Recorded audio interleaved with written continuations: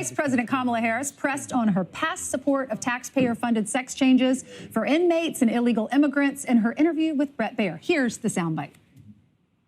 Are you still in support of using taxpayer dollars to help prison inmates or detained illegal aliens to transition to another gender? I will follow the law. And it's a law that Donald Trump actually followed. Under Donald Trump's administration, these surgeries were available. The Trump aides say that he never advocated for that prison policy and no gender transition surgeries you know what, you got to take responsible for what happened presidency. in your administration. Former Congresswoman Tulsi Gabbard joins us with reaction. Good morning to you. Good morning. What is your reaction when you hear that soundbite? It's one of the many examples of how Kamala Harris is lying to the American people and assuming that we're so stupid as just to believe her lies.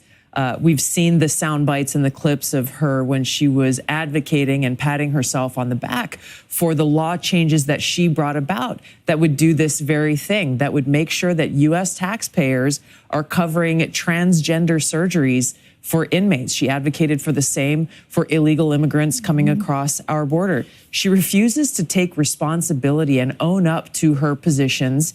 If her views have changed, fine, people can change, but the American people deserve the respect enough to know exactly why she has changed. In that interview with Bret, there were a number of examples where she is lying about her past positions in order to try to create this new version of herself that she thinks will be more palatable to voters. And it's offensive in my view. So this is such a neck and neck race. Every single vote, every single viewer, their vote will matter. Yes. And he pressed her on why, if he's so bad, why is he winning in the swing states? Listen to this. Why, if he's as bad as you say, that half of this country is now supporting this person who could be the 47th president of the United States? Why is that happening? Listen, are they stupid? What is it? I would never say that about the American people. And in fact, if you listen to Donald Trump, if you watch any of his rallies, he's the one who tends to demean and belittle and diminish the American people. He's the one who talks about an enemy within, an enemy within, talking about the American people, suggesting he would turn the American military on the American people. They're so focused on that when they need to be focused on the economy. Everywhere we go, people say we can't afford groceries. They're worried about immigration, her immigration plan. Yeah, it's an extension of what we've seen over the last 3.5 years from the Biden-Harris administration. People are continuing to be concerned about the high cost of living, and they remember how over this past term in office, they've patted themselves on the back, celebrating the success of Bidenomics and just saying, well, if the American people only knew how good we are and what a great job we did, then maybe we would be more popular. But ignoring the reality of the struggles that the American people are continuing to face and why so many of them want to see change. They need to see a better economy. They need to see secure borders. And again, if you get past the propaganda media and Kamala Harris's lies, this is where I think President Trump really has an opportunity because he is the change candidate in this election. And what's interesting, this is probably the first time, I think, in my lifetime at least, where we know what he stands for because we had him for 4 years. Exactly. We know what she stands for. We had her for 3.5 years. And that's the thing that I'm sharing with voters. I'm traveling across the country and sharing with them why I'm endorsing President Trump, but encouraging them, say, if you're undecided, if you have friends who are undecided, this is the first time we have a clear record. You don't have to just listen to rhetoric. That's we true. know exactly what kind of president both of them will be, and there's a huge contrast between the two. Tonight, former Hawaii Democratic Congresswoman Tulsi Gabbard and Oklahoma Republican Senator Markwayne Mullin held a panel discussion at the Robert Crowell Athletic Center in Carson City to pitch Donald Trump. I had an exclusive pull-aside interview with both of them and asked why it matters to Nevadans. Tips. This election, former President Donald Trump has assembled what the campaign calls a unity ticket, comprised of national figures including former Hawaii Congresswoman Tulsi Gabbard, whose popularity has been on the rise since joining forces with the Republican ticket. It's a great credit to President Trump that he has welcomed people from all different backgrounds, from me to Bobby Kennedy to Elon Musk and so many others across the country, really creating the big tent that my former Democrat Party used to be. He is saying, hey, we may not agree on every issue, and that's okay. What we are doing is coming together around the most important and fundamental issues. Though opponents are critical that the so-called unity ticket will bring Donald Trump more to the center, in northern Nevada, where the largest voting bloc is nonpartisans and independents, this may help Trump win. We're getting to a point here where Americans are sick and tired of the divisiveness and are looking for real leadership. Oklahoma Republican Senator Mark Mullen is known for his conservative stances and brash political style. People want to know why I'm in politics? Because I got fed up.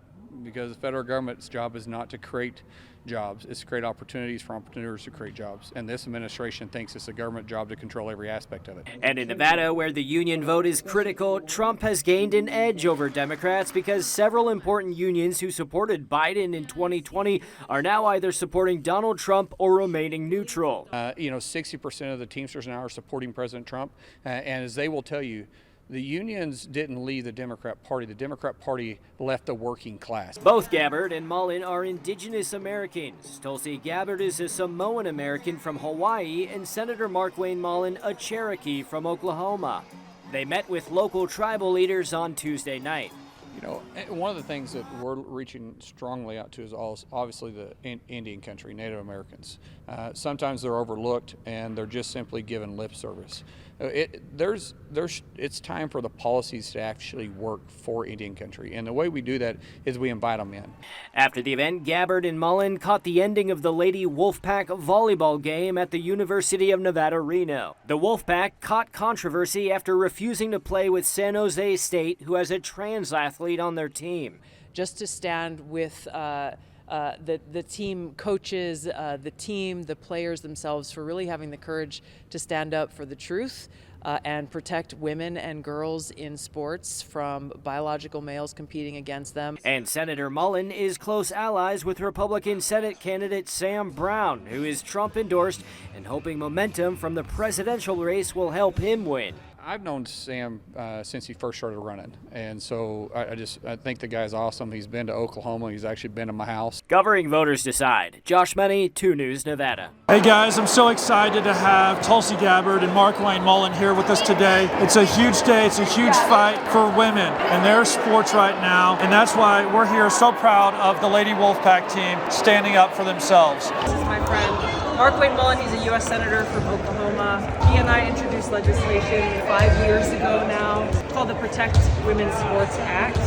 It was awesome to be able to come here and see these girls compete. They're inspiring so many young women and girls across the country right now because of their courage and bravery in the face of adversity, even on their own campus with their own leadership. They're sticking to their guns and standing up for women and girls in sports and standing up for truth and science. So we are so glad that we could come here and cheer you guys on in your last set tonight and see you win. And most of all, though, just let you know how proud we are of you. You are setting an incredible example for countless women and girls across the country who are watching you right now. We're grateful to be here just to let them know that we appreciate them and we got their back. It's interesting because Tulsi and I introduced this Protect Our Women's Sports back in 2019. And at that time we talked about that it's going to take women athletes to stand up and take this fight on because it's their fight. And to see these college girls right here in the Wolfpack at Reno, Nevada University, it's amazing. And it excites me because they're fighting for my daughters. Right. And so we're here to just support them all we can. So guys, join them in the fight because we are. I just want you to know you're not alone, and there's a whole lot of people cheering you on. No matter what happens, we have your back. You guys have lit a fire that I know will only continue to grow, and you're going to see more and more teams and more girls and women joining you and taking the stand. So thank you. Thank you.